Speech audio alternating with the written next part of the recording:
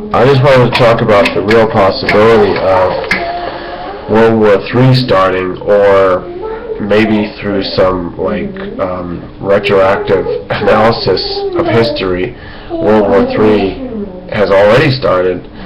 So we have comments from Gorbachev, the former Soviet leader, who is stating that Putin is suffering from excessive self-confidence, and he won't listen to anybody. And one of the examples is that he doesn't even call on Gorbachev for any advice. Now, he probably should, but that's almost like Jimmy Carter saying that Obama doesn't call on any advice from him, and it's true. So these leaders tend to be very isolated when they get in there. I don't even call them leaders, I want to call them rulers, these despots. They do not want to hear from anybody else. They feel like they're above and beyond it, and that's a crime, because if we do not heed the warnings and become aware of the mistakes of history, you know, the old axiom, then we are doomed to repeat history, repeat the mistakes of history. So Putin is coming out of talks now with Germany's Merkel, and it didn't sound too good. So the spin on that story is that is an increasing tension. Their communications are not getting through. I think Putin's maintaining his hard line, and Merkel has the job of the West. I think NATO has put the responsibility on her. They passed the buck over to her to somehow put Putin into a softer mood, which is not going to work, but this is the only thing that they have, and they keep a little bit of a distraction going on there. But the whole thing is the hot battle in Ukraine, and Gorbachev and other figures are saying, well, it's going to start a new Cold War. So if this doesn't mean that a Cold War is already on or getting hot, then I don't know what is, what kind of official signs they're looking for. I think all of the signs are there. The writing's on the wall. The tension and the incidents are all over the Middle East or Central Asia. The incidents are all over Africa. The tension in Eastern Europe has never been higher than this since post World War II, 1945. And what's going to happen? Am I saying that everybody lay off Putin? I'm not saying that. I'm saying that all this must be necessary, but in the idealistic scenario is that everybody will get together at the same table, put your cards on the table, and get along. That's not happening enough for my liking. And why do I say the things have to go on as they are to bring it to where it should be? Because America still has the helm. America is the superpower. America is the number one responsible party. They are the responsible. They have the hegemony. They are running the empire. If anyone is. So they need to bring everyone together so that it is a group process, it's a group cooperation. So obviously you have to include Russia. But what's going on is that America's leading this charge. They don't want to have Russia as a team player. Or vice versa. You know, it's mutual. So what's going on with Russia is that they're just trying to hold their ground. They don't want to be put out of the game. They're insisting that they are in the game, but America needs to take responsibility and lead everybody harmoniously. You see a lot of disagreement here, and it's not just with Putin.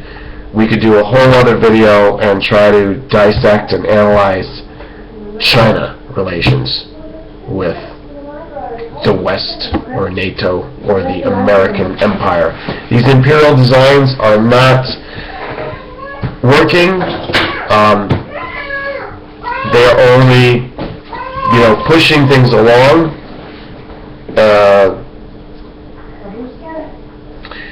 You have to keep the pressure on Russia, because Russia cannot try to supersede America, and China cannot supersede America.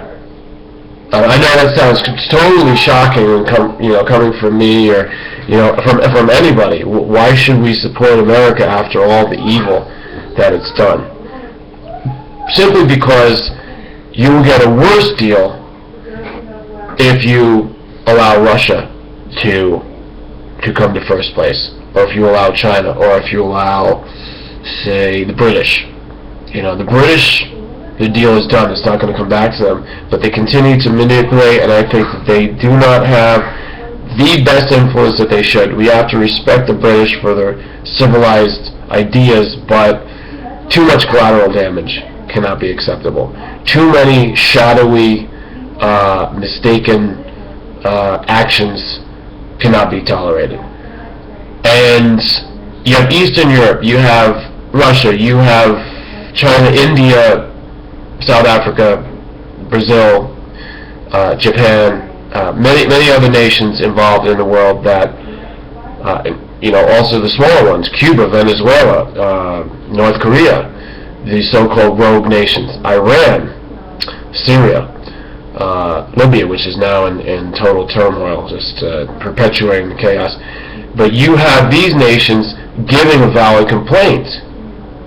Philippines just had an isolated incident of one individual that was murdered by a Marine. If I'm correct in saying this, I didn't follow the story like that much in detail, but the Philippines was outraged at this. You have legitimate complaints coming from all sides, every corner of the world. Yes, and we need to be able to address this. I don't think the international court's enough. So the hugest complaint now is coming from Putin, Russia, and really, I should have said this in the beginning of the video, Lavrov, who is their foreign minister, just made this scathing accusation against the United States. Scathing, and there is validity in this. So what I'm saying is that Russia does need to be kept in line, but it's almost like if you've got a star player on your team, but he seems like he wants to be everything. He wants to have all the focus on him. He wants to be running the whole game, the whole strategy. You've got to say, no, you have to be part of the team. We're not kicking you out of the team. We're not firing you. You're going to have your glory. You're going to have your action to take. You're going to have your incredible plays you're going to make on the field. But you've got to fit into the team plan, the team strategy. If America doesn't come up with a legitimate team strategy that everybody agrees to, and this is ongoing, you have to keep checking on this every 3 months or every 6 months or definitely every year. I know they try with the G8 and the G20, but it's really not enough.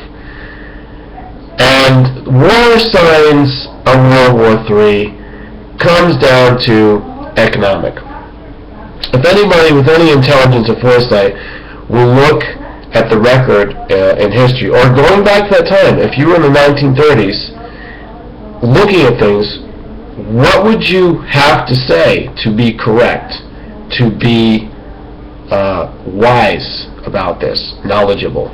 You would say that economically, the sanctions that were done against Japan from the mid to late 30s were a prelude to war. They would inevitably produce reaction from Japan.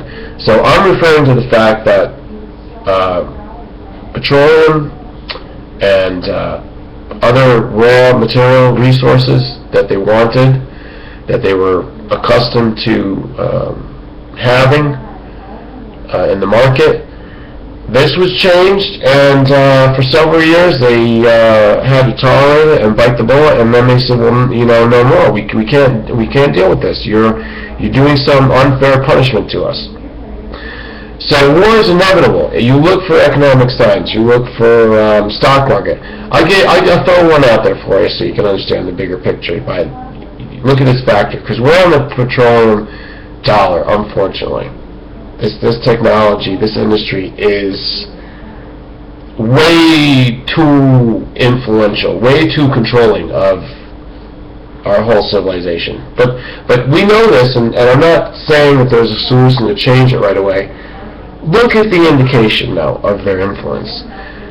OPEC crashed the price of the barrel of oil lately because they're selling cheap. Why did they do that? Now this just happened about 3 weeks ago. A person that doesn't understand things, doesn't understand the bigger picture or the really what's going on, can say, oh, that's good, we're going to get cheaper gas, I can drive around more, I have more money to buy Christmas gifts, but this is like a really bad sign. This is very suspicious, the price of oil. Look at that. That's all I have to say. Thanks for watching. Be positive. Be a force for good. And pray. That's what we need to do now. We can't afford this planet Earth going into World War. We can't. However, there are going to be violent outbreaks. There are going to be wars. Ukraine is not the first, and Ukraine's not even over with. Ukraine is still going on. Syria is still going on. There's, and those are very close. That's north of the Black Sea and south of the Black Sea. So Turkey's stuck in that, Iran, Moldova, Romania, Bulgaria, all these countries that surround it, and the stands. Turkmenistan, Kazakhstan. So look at your geography. See that, we've got huge tension areas that are going on because political rulers are not getting along. They're not doing what they have to do. We have to hope for some great leader to come up. Start calling the shots. Start bringing people to the table in harmony. We have to hope for this. I'm telling you, that's our only hope.